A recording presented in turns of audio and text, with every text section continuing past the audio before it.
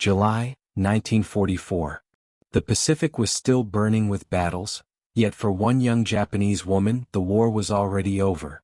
Her name was Aiko Tanaka, 23 years old, a volunteer nurse attached to an Imperial Navy unit on Saipan.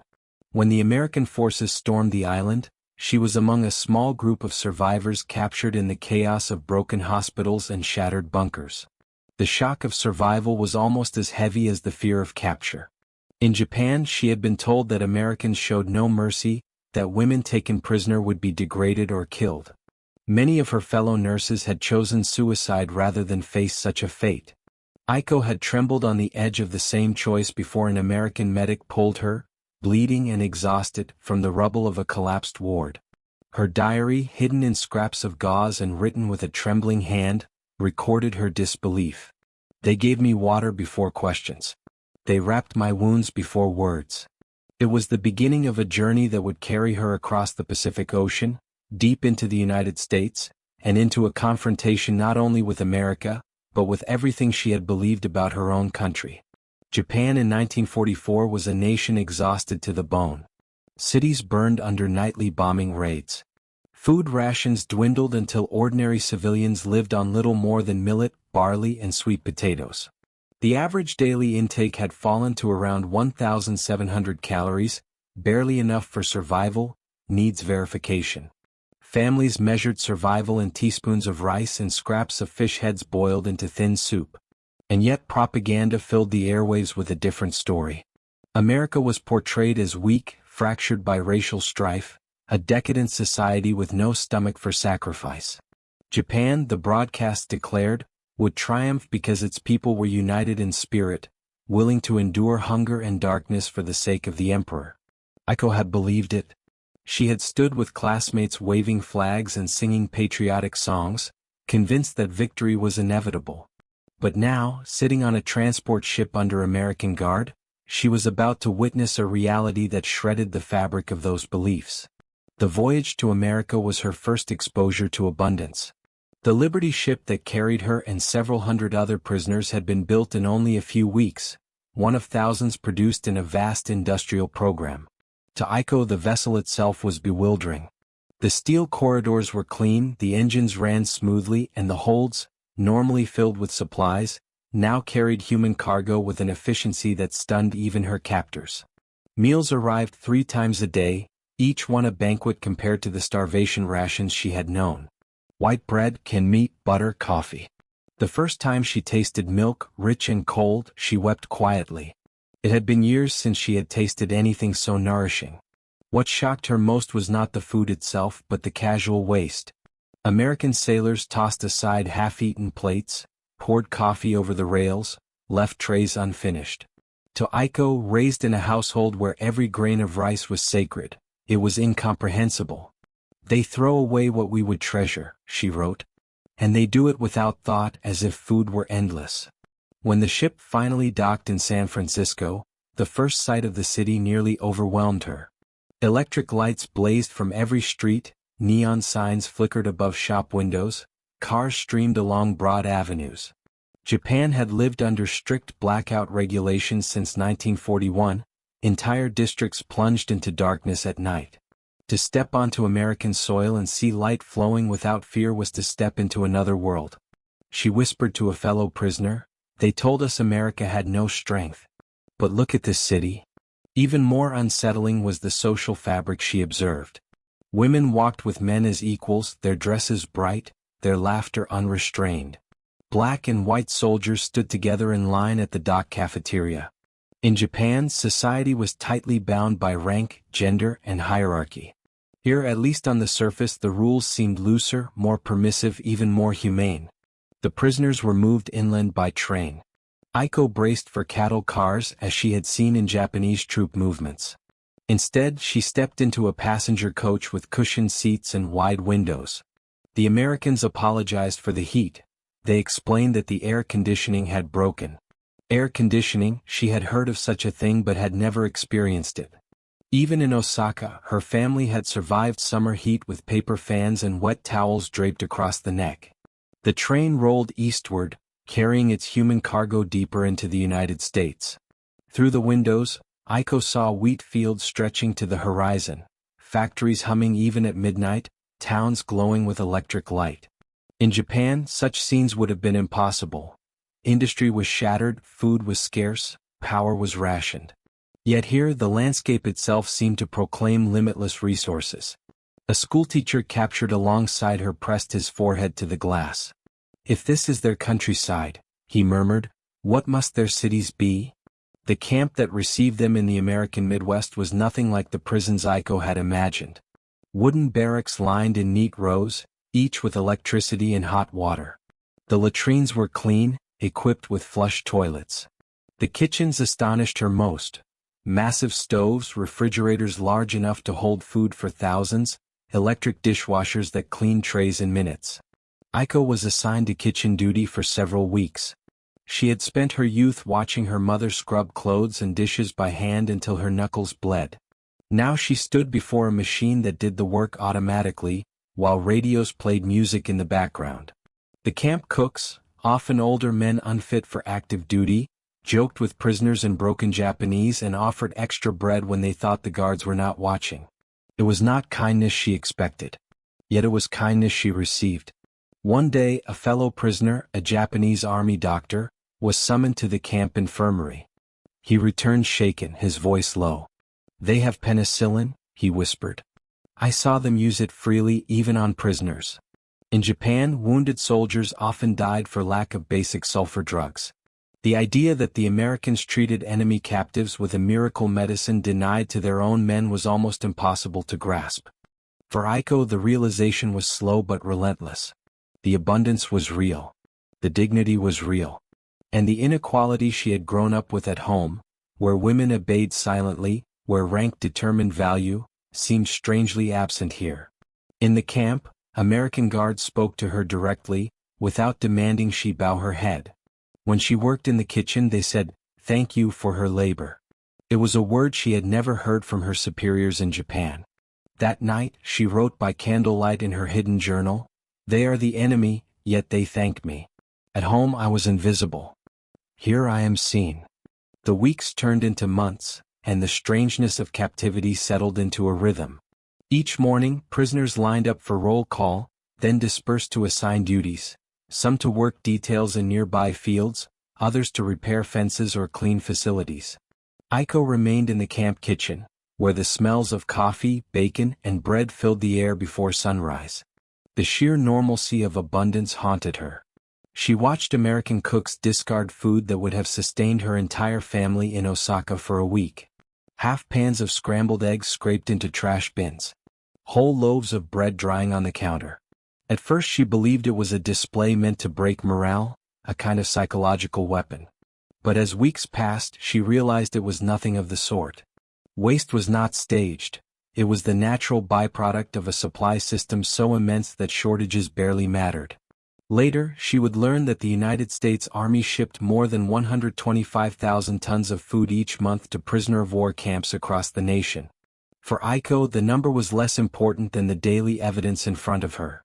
Food without end, served even to enemies. Letters were permitted, though censored. Aiko wrote home in careful words, assuring her parents she was alive and safe. She avoided describing the abundance she saw, fearing her words would be cut out or withheld. Instead, she hinted, "The conditions are not what we were told. I am fed, I am treated kindly. Do not worry." Her parents' replies when they came months later were filled with hardship. Her younger brother had been drafted. Her father's shop was gone, burned in an air raid. Food was so scarce that her mother boiled weeds to stretch meals. Reading these words by electric light in a clean barack, with a belly full of bread and milk, she felt guilt settle like a stone in her chest. The dissonance between propaganda and reality widened each day. She had been told America was fractured by race, that black citizens were despised and mistreated. Yet in the camp, she sometimes saw African American soldiers supervising work crews, laughing and trading stories with white counterparts. It was not equality in the fullest sense. She could sense tensions, overhear jokes spoken in low tones, but it was more integration than anything she had ever seen in Japan. She thought of the Korean laborers back home, forced into menial work, abused and invisible. The comparison gnawed at her. America, the supposed land of hatred, seemed less cruel than her own society in practice. One autumn morning, Aiko joined a group of prisoners sent to harvest sugar beets on a farm outside the camp. It was the first time she had seen American life beyond the fences. The field stretched to the horizon, dotted with enormous machines. A single harvester did the work of scores of laborers, chewing through rows of crops with mechanical precision. The farmer's wife brought lunch to the workers, sandwiches stacked with meat and cheese, apples polished to a shine, bottles of milk so cold the glass sweated in the sun. She served the prisoners alongside the American guards, without hesitation, without fear. Aiko accepted her sandwich with trembling hands. The woman smiled and said, "Eat well. There is plenty." That phrase, "there is plenty," echoed in her mind for weeks. In Japan there was never plenty. There was only scarcity, only ration books and endless sacrifice. By winter, the prisoners were allowed small privileges. English lessons offered by camp staff, newspapers in translation, even film screenings. Aiko sat in a dim hall one evening as the projector whirred to life. On the screen, she saw images of American families at Christmas, tables laden with turkeys and pies, children tearing open presents beneath sparkling trees. The sight struck her harder than the bombings she had endured. Not because of the food or the gifts, but because of the ordinary warmth. These people, she thought, lived without fear of the police knocking on the door, without fear of speaking the wrong word. Their joy was unguarded. Later, when camp volunteers performed carols in English, she hummed along, not knowing the words but feeling the melody. She wrote in her diary, "They are not devils. They are human. More than that, they live in a way we only dream of." Spring brought new work details. Aiko was assigned to a cannery that processed tomatoes for the civilian market. The building was vast, filled with clattering conveyors and gleaming steel vats. Rows of women, many middle-aged, managed the machines with casual confidence. Some smoked cigarettes while operating levers. Others laughed as they worked, radios playing swing music overhead. She could hardly believe it. Back home, factories were grim places, overseen by men who shouted and punished. Here, women worked with authority. They earned wages. They joked with supervisors. One woman noticed Aiko staring and winked at her as if to say, "Yes, this is normal here." The cannery's output was staggering. In a single day, it processed more food than an entire month's rations for her hometown. Later, she overheard a guard explaining that the factory was only one among hundreds, each feeding into a supply network that spanned the nation. For Aiko, the realization was crushing. Japan had told its people they could outlast America through endurance. But how could endurance matter against a machine that produced food, medicine, and machines in endless cycles? The ideological cracks deepened further when she saw the guards themselves. Many were young men barely older than her brother.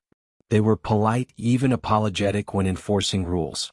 Once, when a prisoner collapsed from heat in the fields, an American guard gave up his own water and half of his lunch to revive him. No propaganda could explain that away. Aiko had been raised in a society where orders flowed downward without kindness, where obedience was demanded without gratitude. Here, authority wore a different face. It was still power, yes, but power softened by manners, by an assumption that even enemies deserved humanity. By the summer of 1945, as rumors spread of battles lost and cities bombed into ashes, Aiko found herself caught between two worlds. Her homeland was suffering collapse. Yet here, behind the barbed wire of a prison camp, she had food, safety, and even a strange sense of respect. She was still a prisoner. Freedom was far away.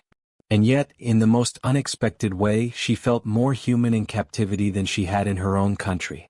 That night she wrote, "I fear going home. What will be left? Here they call me by name. At home, there may be no one left to call me at all." Summer deepened, and with it came news that shook the camp. Japan's fleet had suffered devastating defeats, cities were being reduced to ashes, and whispers spread of entire families starving in the homeland. Prisoners gathered in hushed circles, straining to hear translated radio bulletins. Aiko sat among them, her stomach tight with dread. How could it be that here, on enemy soil, she ate 3 meals a day, while her mother back in Osaka might be boiling grass for soup. How could the world be so inverted? Abundance for captives, misery for the free. Each question gnawed at her, refusing to leave. One day she was sent with other women prisoners to work in the fields of a nearby farm. The sky stretched wide and blue, the soil rich and dark. Massive machines rolled across the land, their engines humming with unrelenting power. She watched a single combine devour row after row of wheat, spewing golden grain into waiting trucks. How many men would it take in Japan to do the work of one machine? 50? 100? And how could her nation, already weakened by blockade, hope to compete with this mechanized colossus? The farmer who owned the land drove out in a truck, his wife beside him, children laughing in the back. They carried baskets filled with food, sandwiches, fruit, cookies still warm from an oven. He handed them not just to the guards but to the prisoners as well. "Eat," he said simply, as though it were the most natural act in the world. Why would enemies be offered bread by those who had every reason to hate them? The more she saw, the less she understood. In Japan, women were taught obedience and silence, trained to serve husbands, fathers, and commanders. Yet here, women walked with independence, spoke freely, even supervised factories. Aiko had seen them at the cannery, managing machines with confident hands, joking with men as equals. Could it be true that a society where women spoke loudly and laughed openly could still be strong, perhaps even stronger? What did it mean that democracy allowed such freedom, and yet the nation seemed unbreakable in war? The questions spread in her mind like cracks through glass. Each observation splintered another certainty. At night, she lay awake in her bunk, listening to the hum of electric fans overhead. Even in prison, the air moved cool against her skin. At home, she had known summer nights drenched in sweat, fanning herself until exhaustion claimed her. Why did the enemy's prison offer more comfort than her own home had ever known? The camp authorities organized classes for those willing to attend. Some prisoners mocked them, calling them tricks, attempts to poison Japanese minds. But Aiko was curious. She sat quietly as an American officer explained the rights guaranteed under their constitution, the idea that government existed to serve the people. Was it propaganda? Or was it simply how their society functioned? She could not know for certain, but she saw evidence all around her. Guards who apologized, civilians who shared food, machines built to ease labor rather than intensify suffering. If this was propaganda, why did it feel so consistent, so effortless, so real? In July 1945, a group of prisoners was taken to work at a food processing plant. The scale stunned Aiko. Conveyor belts carried endless streams of tomatoes, machines washed and peeled them, vats boiled them into sauces and soups. A handful of women managed controls that in Japan would have required armies of laborers. One woman, hair tied back with a red scarf, smoked a cigarette while adjusting dials. She noticed Aiko staring and grinned. "Easy work," she said in English, pointing at the machinery. Then she held up the cigarette, exhaled smoke and added with a wink, "Break time." Aiko felt heat rise to her face. Back home, women were expected to keep their eyes lowered, their laughter subdued. Here, a woman smoked, worked machines and teased a prisoner of war without fear. Could Japan, with all its discipline and obedience, ever have matched this strange, effortless power? When the bombs fell on Hiroshima and Nagasaki, news reached the camp quickly. The prisoners gathered in stunned silence. Aiko's hands shook as she tried to comprehend the magnitude. 2 cities destroyed by single weapons. Tens of thousands dead in an instant. If America possessed such power, what future could Japan possibly claim? She wept into her hands, not only for her people but for the realization that the struggle had been hopeless from the beginning. All the sacrifice, all the hunger, all the suffering, had it all been for nothing but pride? And yet another question tormented her. How would Americans treat them now, with such devastating victory in their hands? Would they turn cruel, show revenge at last? The answer came in the most unexpected way. The next morning, breakfast was the same as always. Bread, eggs, milk. Guards greeted prisoners with the same curt nods, the same casual humanity. No celebration, no mockery, no cruelty. How could a nation so powerful remain so indifferent to vengeance? The war was over. Repatriation was promised. For many it was a moment of relief. For Aiko it was terror. She had letters that spoke of her family's suffering, of firebombs and hunger. She feared what awaited her across the ocean. Ruins, loss, perhaps no family left at all. And a thought took root in her mind, one she dared not speak aloud. What if home was no longer where she belonged? What if freedom, dignity, even survival were only possible here, among those who had been enemies? That night, her diary recorded the words she dared not share. They treat me as human. If I return, will I still be seen? Or will I vanish again into silence and hunger? The question would follow her, unresolved, until the day she was asked to choose her future. Autumn settled over the camp, bringing with it a sense of waiting. Japan had surrendered. The emperor's voice had admitted defeat. The war was over. Now the prisoners counted days until ships would carry them home. For many it was a relief. They spoke eagerly of reuniting with families, of rebuilding, of starting again on familiar soil. But for Aiko the thought of return stirred unease. What exactly would she be returning to? Would Osaka still exist as she remembered, or had firestorms erased the streets of her childhood? Would her parents still be alive, or would she arrive to silence? And if they lived, how would they see her? A daughter who had allowed herself to be captured rather than die for honor? The Americans treated the impending repatriation with the same calm efficiency they gave to everything else. Lists were drawn, medical checks performed, belongings catalogued. Aiko watched as officials spoke politely with prisoners, explaining the process in clear, deliberate words. How could the enemy, victorious beyond measure, still treat the defeated with such formality, as though their dignity mattered? She thought back to Saipan, to the officers who had ordered nurses to take their own lives rather than be captured. Dignity they had called it. But what dignity was there in self-destruction, in forcing young women to die nameless deaths? Was it possible that real dignity came not from sacrifice but from survival? Rumors spread among prisoners that some might be allowed to remain in America temporarily, especially those who had skills useful to farms or factories. The thought stirred whispers, half-formed hopes quickly drowned by fear of shame. To choose to stay with the enemy, could such a thing even be spoken aloud? But Aiko could not silence the thought. Here she was treated as human, addressed by name, thanked for her work. At home, she would return to a shattered land where women were expected to bow, obey, and disappear into silence once more. Which was the greater prison, the barbed wire of this camp, or the invisible chains of her homeland? One evening, the camp hosted a lecture by an American officer. He spoke in slow English, translated line by an interpreter. His subject was democracy, how laws bound leaders as well as citizens, how every person had rights that could not be taken by force. Aiko sat in the back, notebook hidden in her lap. She wrote fragments, questions more than answers. Could it be true that leaders were accountable to the people? Could women truly vote, speak, and shape their nation's future? Was freedom not a word for men alone? If such things were possible, why had she never been allowed to imagine them?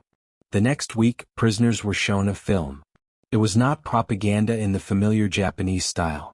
It was a Hollywood drama filled with laughter, conflict, even criticism of American life. The audience murmured in surprise. In Japan, criticism was forbidden, censored, punished. Here, Americans seemed unafraid to show their own flaws. Why would a nation expose its weaknesses to its own people, even to enemies? Wasn't that dangerous? Or was it proof of a confidence so deep it needed no pretense? Letters from home arrived again. Aiko's mother wrote of hunger and ruin. Their house was gone, reduced to ash by incendiary bombs. They lived now in the remains of a school, walls blackened by fire, roof patched with scrap tin. Her father's health was failing. Her younger brother had not returned from the front. The letter ended with words that pierced Aiko's heart. "Come home if you can. We may not last the winter." Tears blurred the page. But beneath grief stirred another question. If she returned, what strength would she bring them? Would she be another mouth to feed in a land of ashes? Or could she serve them better by learning from this strange, abundant country, perhaps even carrying back knowledge of its power? The camp celebrated Christmas with local volunteers. Choirs sang carols in English, Church groups delivered packages of sweets and toiletries. Even prisoners received gifts: soap, candy, cigarettes. Aiko held a bar of chocolate in her hand, staring at it as if it were a jewel. How could a nation, still mourning its own dead, extend such generosity to enemies? What kind of power allowed a people to give freely even while fighting? Was this mercy weakness, or was it the strongest act of all? The decision grew closer. Repatriation lists were posted. Aiko's name was among them, set to sail within weeks. At night she lay awake, staring at the wooden beams above her. Around her, women whispered about homecomings, about tears of joy, about families waiting. But what if no one was waiting? What if her return brought only shame, a reminder of surrender, a survivor's burden? Would she rather remain in captivity here, in a land that fed her, that treated her as a person, than walk free in a country where survival meant silence and obedience? The question tore at her. To stay might mean isolation, suspicion, perhaps never seeing her family again. To return meant ruin, hunger, and the weight of an old world that might no longer have room for her. Which was braver, to go back to what was familiar or to step into the unknown? She remembered the American sailor who had given her an apple on the ship, the farmer's wife who had said, "There is plenty," the guard who had thanked her for washing dishes. None of them had reason to treat her with kindness. Yet they had. What kind of nation produced such people? And what kind of woman would she become if she refused to see the meaning in their actions? Her diary entry before repatriation was the longest she had ever written. At home I will be invisible again. Here I am seen. At home I will return to ashes. Here there is light. At home obedience. Here questions. Which life is truly mine? The day of departure arrived. The camp was tense with anticipation as prisoners gathered, clutching the few belongings they had been allowed to keep. Names were called, groups assembled. The gates that had defined their lives for months now stood open, leading not to freedom but to the long voyage home. Aiko's name was on the list. She was expected to line up, to board the truck that would carry her to the port. Instead, she remained on her bunk, staring at the rough wooden floorboards.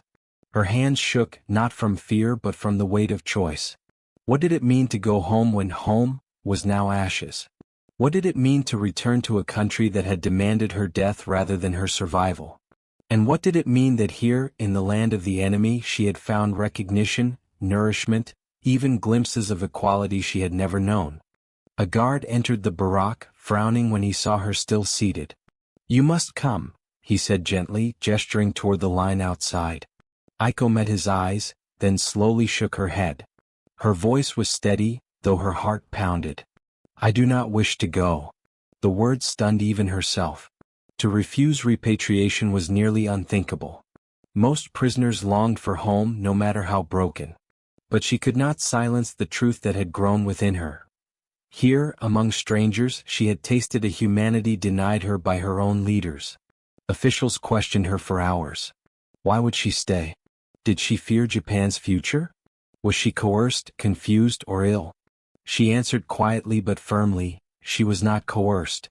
She was not confused. She simply could not return to the chains of silence and obedience. What future would she have in Japan? An unmarried woman, a captured nurse, a survivor of dishonor.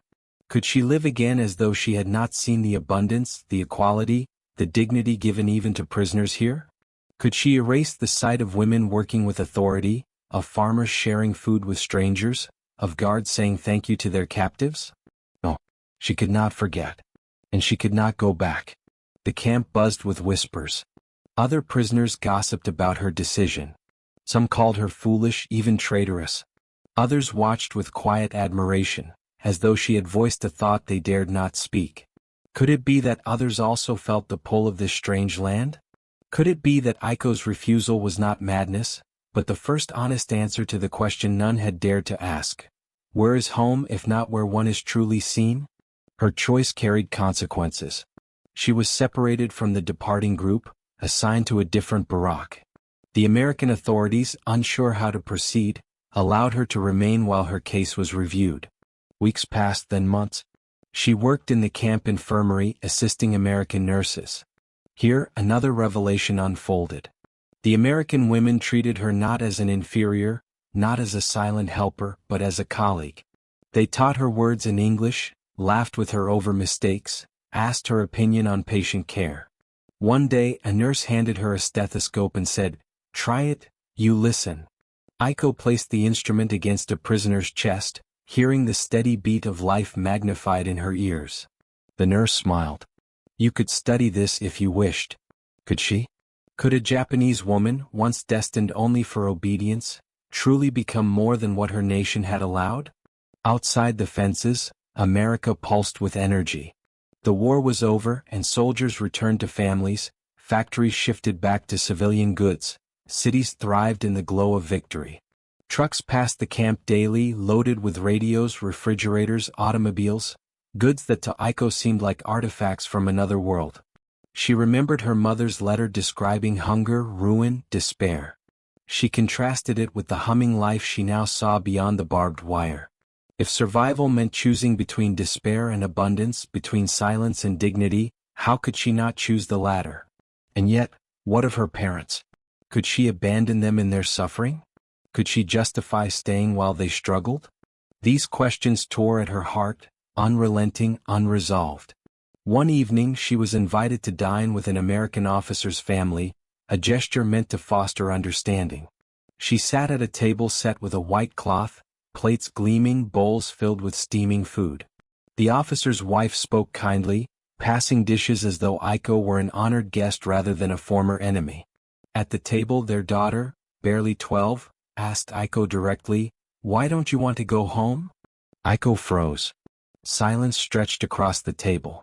Finally, she answered with words she had never spoken aloud, "Because here I am treated as a person. At home I am not sure I will be." The room was quiet. The officer's wife reached across the table and touched Aiko's hand. "Then you must find a way to stay." The months that followed brought official inquiries, petitions, debates. Few Japanese prisoners had ever refused repatriation. Aiko's case was unusual, almost unprecedented. But America, with its bureaucracy and its laws, did not act rashly. Papers were filed, hearings scheduled. And all the while, Aiko worked, learned English, and adapted to rhythms of life in a place she had once been taught to fear. Was this not proof that transformation was possible? That even in the aftermath of war, enemies could become neighbors, even friends? The other prisoners eventually departed. Ships carried them westward across the Pacific, toward the ruins of their homeland. Aiko remained.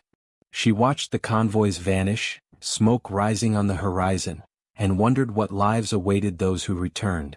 Would they rebuild? Would they carry memories of abundance and dignity back with them? Or would they be swallowed again by silence, by obedience, by the weight of defeat? For herself the path was clear. She had chosen not to return. Whatever the cost, whatever the judgment, she would not surrender the humanity she had discovered here. Her diary entry on the day the last group departed was brief, almost a whisper. "The war has ended. For me it ends here. Not with ashes but with light." The silence after the last group of prisoners departed was heavy. The camp, once alive with chatter and longing for home, now felt hollow. Aiko walked the rows of empty barracks, hearing echoes of voices that would never return. She was alone among thousands who had chosen repatriation. But her solitude did not mean peace. Whispers followed her. Some Americans viewed her with suspicion. Why would a Japanese woman raised on enemy soil refuse to go back? What did she want from staying? Others, more sympathetic, called her brave. But always the questions hung in the air. What future could possibly await her here? And she asked herself again and again, what kind of woman refuses to return to her people?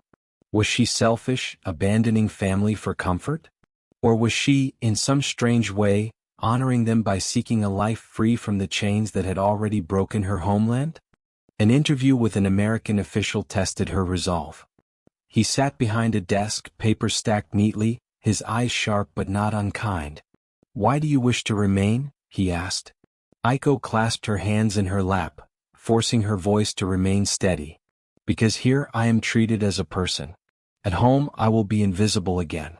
I cannot return to silence." The officer studied her for a long moment before replying. You understand, staying here will not be easy. There are those who will never see you as anything but an enemy. I understand, she said softly. But I would rather face hostility in a land of light than obedience in a land of ashes. Outside the camp, America was transforming. War plants shifted to peacetime production, releasing waves of refrigerators, radios, and cars into the market. Soldiers returned from battlefields to jobs, families, and schools under the new GI Bill. Aiko saw glimpses of it through the fences. The prosperity seemed endless, as if the war had not drained but strengthened the nation. She compared it with the letters she still received from home, letters that spoke of burned cities, fields stripped bare, children begging for scraps. How could she step willingly back into such despair, when before her stood a land that overflowed with promise? Not everyone supported her decision. Other Japanese prisoners who remained temporarily to assist with camp operations often confronted her. "You dishonor your family," one man hissed. "Better to face ruins at home than shame abroad." "Do you think the Americans will truly accept you?" another demanded. "You will always be foreign, always be suspect." Their words stung. Was she betraying her people? Or was she simply refusing to betray herself? The Americans too were divided. Some soldiers respected her courage. One guard told her, "Takes guts to make that choice. Don't let anyone tell you otherwise." Others, however, muttered slurs under their breath, mocking her accent, questioning her loyalty. Could she endure a life forever between two worlds? Never fully Japanese again, never fully American either?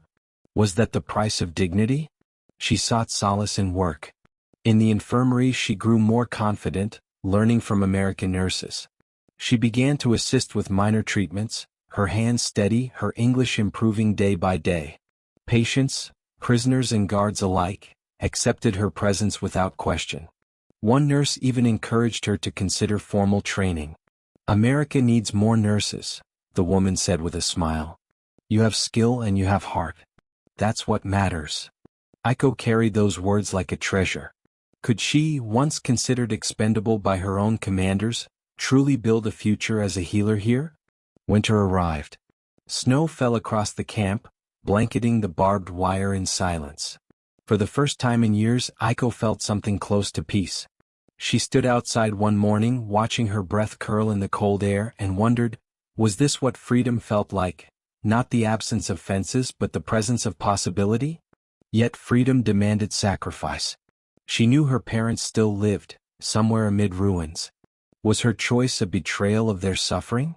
Could she forgive herself for not walking the same road of hardship they endured? The questions pressed on her heart like weights. And yet, every time she imagined stepping off a ship into the rubble of Osaka, the image dissolved into despair. Every time she imagined staying here, the image filled with light. Which vision was truer?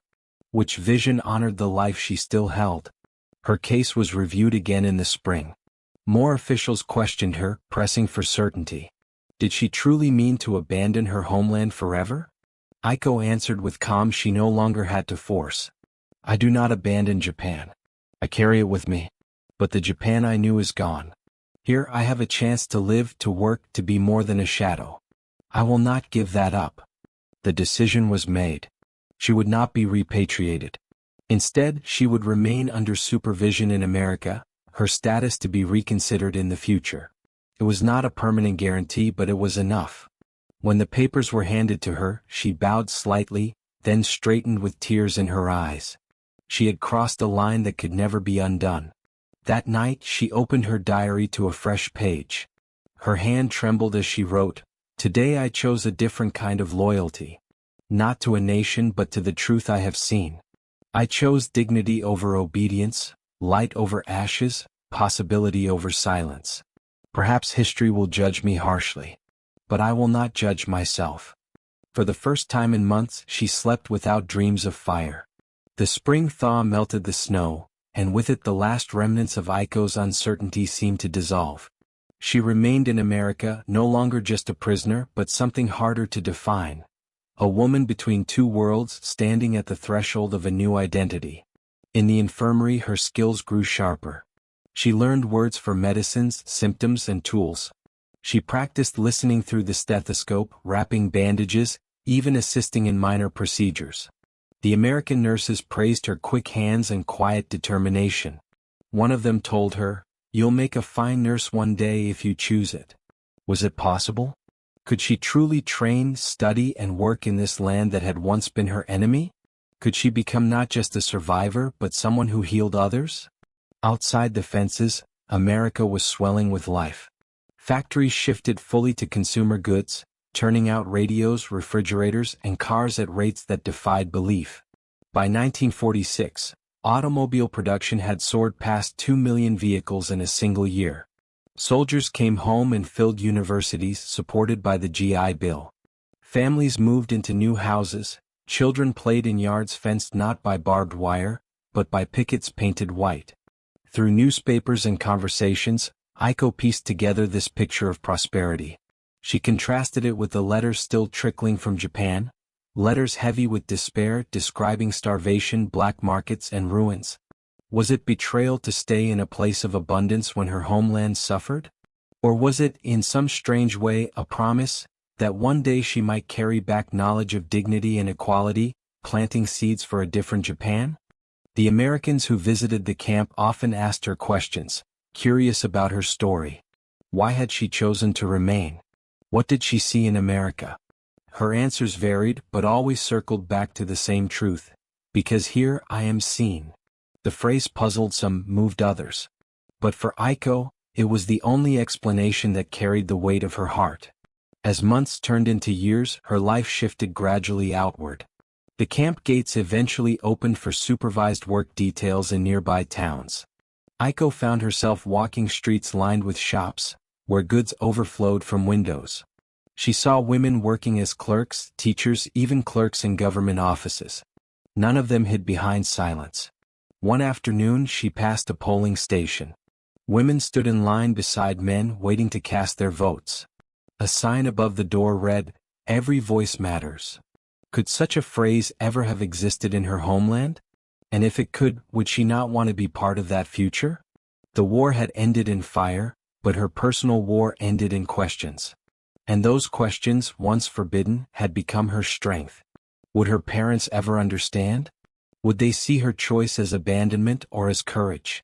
Would history condemn her, or would it remember her as one among many who discovered that freedom was worth more than blind obedience? The answers were uncertain. But her conviction remained steady. She had chosen light over darkness, dignity over silence. Years later, she would recount her story to a younger generation of Japanese immigrants. Her voice carried both sorrow and hope. "I stayed," she would tell them, "because I believed equality was not a dream. I saw it with my own eyes. And once seen you cannot forget." Her decision had not been simple nor free of pain. But it was hers. For historians, her story would later serve as a reminder that war does not end with treaties or surrenders. It ends in the choices of individuals, in the private revolutions of the heart. Aiko's refusal to repatriate was one such revolution. A quiet act of defiance against the weight of expectation, tradition, and defeat. She had been told the Americans were devils. Instead, she found humanity. She had been told her role was silence. Instead, she found a voice.